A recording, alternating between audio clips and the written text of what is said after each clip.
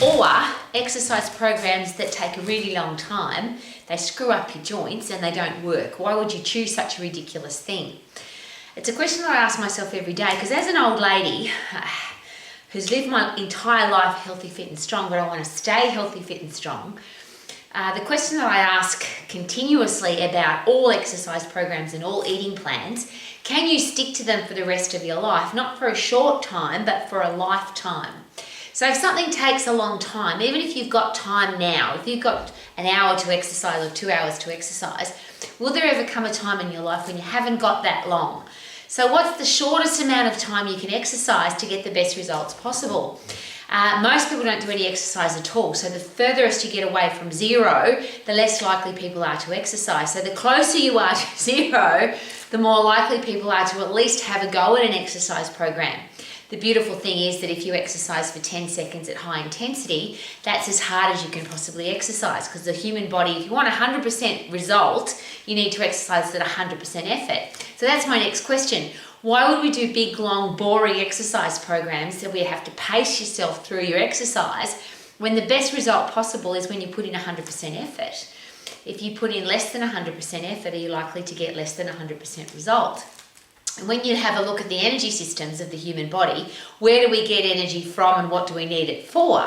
There's only one energy system where you can put in 100% effort, and that system, the phosphate system, the fight and flight system, it only lasts for 10 seconds. So once you go past 10 seconds, you're not putting in 100% effort anymore. So why do we do big, long, boring exercise programs? I don't know. And as an old lady who's healthy, fit and strong, and I want to stay that way for the rest of my life, who's also very busy, I don't want to waste any time. How about you?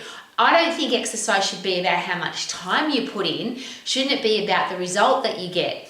And the best result should come from 100% effort, of course, and 100% effort is the phosphate system, which is only 10 seconds. The next question is, why would we do dangerous exercises, unsafe exercises, exercises that screw up your joints?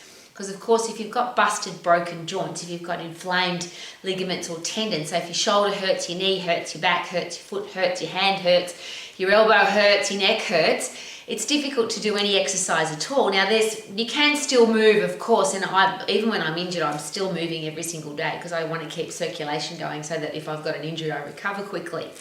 But it's annoying if you've got a sore bit.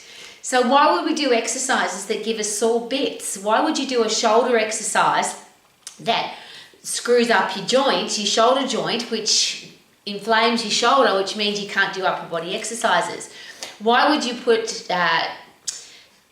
shearing forces across your knee, or shearing forces across your back, or shearing forces across your elbow, across your knee, across your back? There's some really stupid exercises that people do, and I always ask this question. Most exercises that you see in a personal training studio or in a gym, if they were on a work site, in a factory, in a warehouse, if you did that movement pattern, you would get sued for hurting somebody's joint, their neck, their shoulder, their knee. And yet in a gym or a personal training studio, those exercises are just accepted. I don't know why. So I always ask this question: before you choose an exercise, put on your X-ray goggles and have a look at what's going on at the joint. Now, if you've got compression forces or traction forces through the joint, nothing's going to happen because, well, you could get an overuse injury. If you do something too many times, you can still get injured, of course. But if you do this to the joint, and I always use the example, if you put sandpaper between two pieces of wood and you push the wood together, nothing's going to happen to the wood. You're not going to wear the wood away. But as soon as you do this with sandpaper in between two pieces of wood, you will now wear the wood away. Now, that's a slow injury. If you do this without too much weight and without too much pressure, and you just do light exercises many times, it might take a long time to get injured. But as I always ask my exercise professionals, what if somebody comes to you and they're already injured? So they're a netballer, or they're a cricketer, or they're a rower, or they sit on their ass all day, so they're going to have back problems.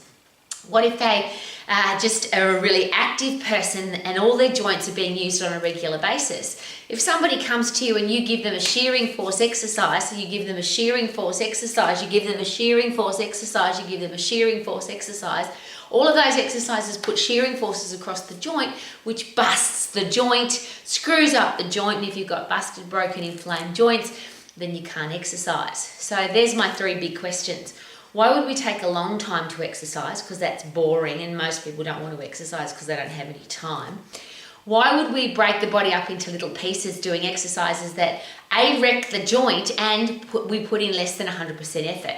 So if you exercise at less than 100% effort, you get less than 100% results. So what if we just did short, fast, safe, effective exercise programs? Wow, that sounds good, doesn't it? A short program, so the time that you exercise doesn't take very long, 10 seconds is 100% effort. Fast results, so that people don't have to wait years and years to get a result. Wouldn't it be nice to walk away from your exercise program feeling fantastic, which is what happens in the phosphate system? Because not only do you work your body at 100% effort when you work in the phosphate system, you produce all the neurochemicals in your brain that make you feel good. Dopamine, serotonin, endorphins, brain-derived neurotropic factor. So a short, fast exercise program, you feel fantastic straight away. You get results really quickly. The exercise session was short, less chance of injury because you're not doing it for very long. And if you do big exercises to get big results, and you're not going to do those because big compound exercises put compression forces and traction forces through the joint, not shearing forces across the joint. Because if you do this to your joint, it's going to wear away. It might not happen straight away, but it might. And wouldn't it be awful if you did one exercise and busted your knee or busted your shoulder or busted your lower back? Worse, what if you're the professional exercise person? Because you wouldn't be a professional if you gave such a stupid exercise. And if you hurt someone's knee or back or shoulder the first time you train them, how would you feel? So how about we stick to the basics? How about we learn our anatomy and physiology? There's a bloody good idea. Work out what's fast, phosphate system. Work out what's safe, compression forces and traction forces. And work out what's going to work fast so that the program doesn't take very long. The results happen really quickly. And then maybe we could get people healthy, fit and strong because we were doing something that works. And then people could actually live their life to the max. Super duper doo, how are you? I'm living my life to the max as a healthy, fit, strong person. Isn't that bloody great? Woohoo!